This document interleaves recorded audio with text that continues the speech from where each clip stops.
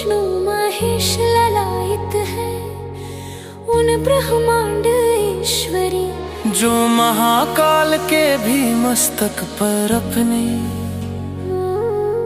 જેવું મનમાં ધાર્યું હતું એની કરતા વિશેષ આપણે મંદિર કરીને ઉભા રહ્યા। वृंदावन प्यारो वृंदावन, श्री वृंदावन मेरो वृंदावन, श्री वृंदावन प्यारो वृंदावन, श्री वृंदावन मेरो वृंदावन।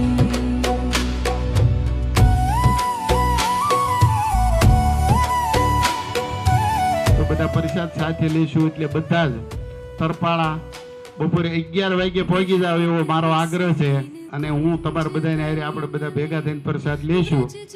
તો બધા જ 11 વાગે 19 તારીખ સોમવાર 11 વાગે તરપાળા બધા પહોંચી જજો।